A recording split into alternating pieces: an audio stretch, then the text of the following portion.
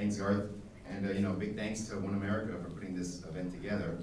My name is Gustavo Munoz Castro. I'm originally from Mexico, and I came to work for Microsoft right out of school. This has been my only job. This is my first job ever. And I'm really satisfied here working at Microsoft. I'm really happy to be here. And immigration reform is something I knew about, but kind of never thought it would apply to me. I happen to be from Mexico. I'm aware of a lot of these issues, but I kind of thought, hey, I'll get a pass on this. And coming here and applying for permanent residency through employment-based, I kind of realized that, that isn't really the case. There's this pretty complex system.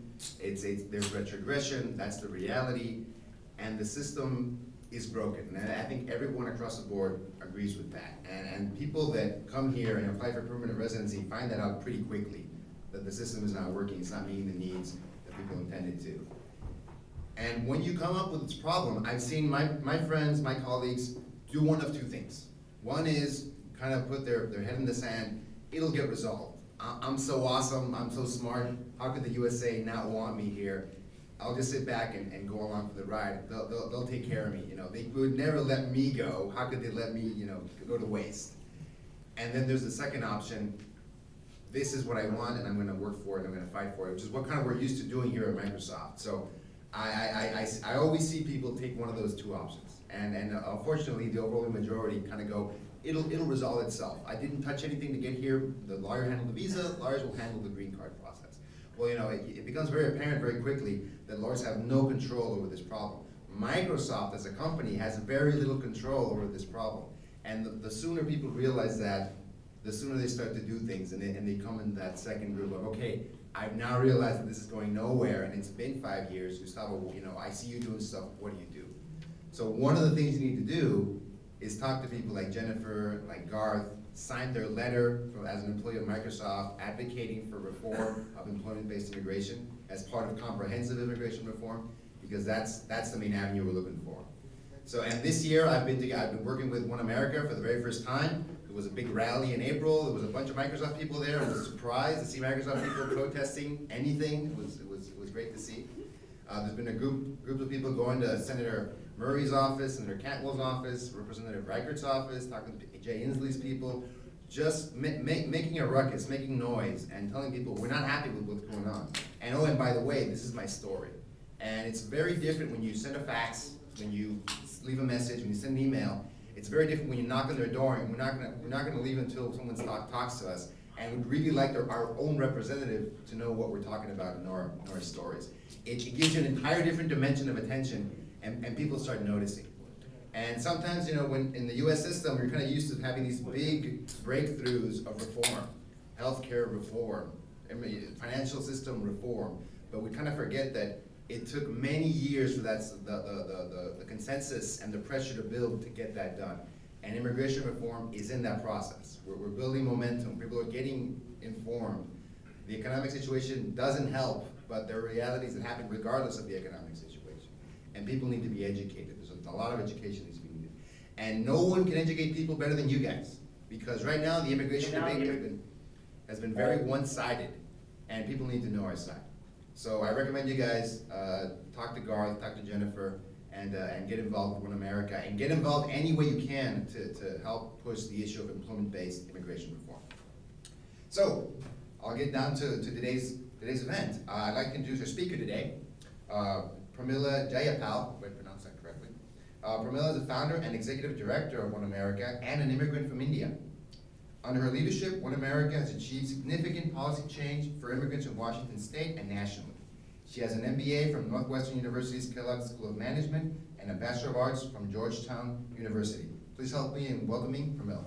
And let me tell you the story that the people who are fighting against immigration reform are telling, because it's important that you know this story, and it's important that we fight back against it. So here's the story.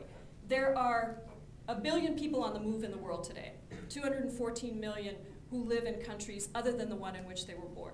They are all coming from poor countries. This is the story. This is not what I'm saying. This is the story.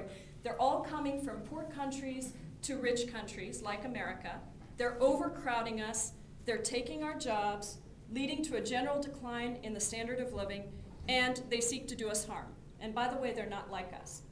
Now, if you have that story, then the only answer to that story, the only solution, policy solution, is to restrict migration at every level. So what I have seen in Congress and with the opponents of immigration reform is not just that they're fighting against one type of worker, an undocumented immigrant. They're fighting against family-based migration. So in the last 2006-2007 debate, one of the big things that was on the table is we want to cut family-based migration completely. We want to take it off the table. And the words like chain migration were being used because the story there is if you let in a certain number of people, then they're going to want to bring their families, and this is never going to end. So that's part of the story. The story with high-tech workers, I can tell you because I've been in meetings with Senator Chuck Schumer, who's one of the champions in the Senate for immigration reform, but particularly for high-tech workers. The story that he hears all the time is that the jobs that high-tech workers are doing should be jobs that Americans get trained to do. Even if we don't have those workers now, we should train those workers to do it. So this story is the same story, no matter what, right? No matter which place you're coming from. So we have worked very hard at OneAmerica to make the immigration reform debate about everyone. That's really, when we think about immigration reform, legalization and a path to citizenship, clearing the family backlogs, ensuring accurate future flow levels for workers in the country, protecting due process rights. And then we also say that we want to make sure we're promoting immigrant integration and that we have fair enforcement. So I'll spend the last 5 minutes just telling you where we are with immigration legislation. As I said, we've been working on this since 2003, and actually before. 2003 is just when I started working on it, but there were lots of people that have been working on this for almost 2 decades. And the problem is that the anti-immigrant sentiment has gotten much, much stronger. It is a political issue for both parties because the Latino vote in this country and the immigrant vote more broadly is becoming a determining factor in key states that both Republicans and Democrats are vying for. So it's a complicated landscape, but what the Republican Party has decided to do is block any movement on anything. Not just immigration reform, but on anything. And so it's made it very difficult for us to get even champions who were champions on the Republican side. Senator McCain was one of the co-authors of the bipartisan immigration reform bill in 2007. He has completely changed his tune because he was taken on in his election by a very conservative Tea Party candidate. And that candidate took him to task for his stance on immigration reform. So he completely switched his stance. Privately, we met with him last week, and he said, once the election is over, he'll think again about immigration reform. This is the way politics works. So where are we now? We don't have a bill, and we don't have senators who have the courage to stand up for what they know is right. That's just the reality. Senator Menendez from New Jersey introduced a comprehensive immigration reform bill last week. It's an excellent bill. It has in it a number of different things, but it includes family reunification. It includes increasing the number of visas available in certain countries. It includes H-1B workers. It includes protecting due process rights. It includes legalization. It has all of the different components that we would want. There are some things that we don't like, of course, because we have to give up things every time. We can't be Pollyanna about what we want. But he has introduced a bill. It is in the Senate. That gives us the opportunity in the lame duck session. And lame duck session just basically means that Congress has gone home to campaign for the election on November 2nd. Once the election happens, certain Congress members will lose their seats or win seats. And between November 2nd, when they lose or win their seat, and January, I think it's 10th, when the new Congress takes office, that session is called lame duck because people have been unelected, but they're still there. They have another month. They can go all the way up until December 20th, actually. In fact, they could actually go all the way up until Christmas. Hasn't happened very often. But they can extend their session all the way up until the very end, and they can take key votes. And you can imagine that after the election happens, that certain people, like John McCain, might say, hey, I actually really need immigrants in my state, and maybe this would be a good time for me to go back to liking immigrants.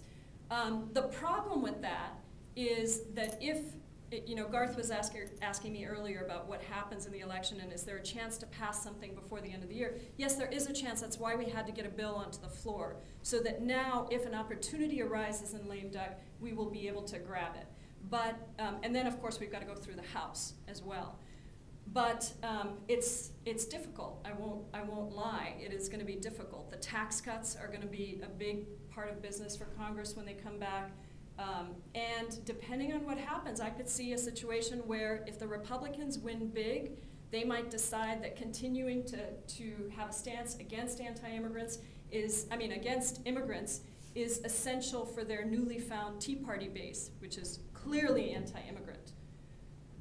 On the other hand, there may be Democrats who say, hey, this is our last chance to do something on this. It's a major issue, and we are going to move forward. And it's good news for us that for the first time ever, I think, immigration has moved up to one of the top 3 issues that American voters care about. So let me just end by saying that what we need desperately is for every one of you to get very engaged and to not believe that your job or your family is secure, because I'm telling you, and I'm not a fatalist, or I'm not trying to tell you that the world's going to end or anything like that, but I am telling you that what I have seen over 10 years of doing this work is consistent movement to the next group of immigrants.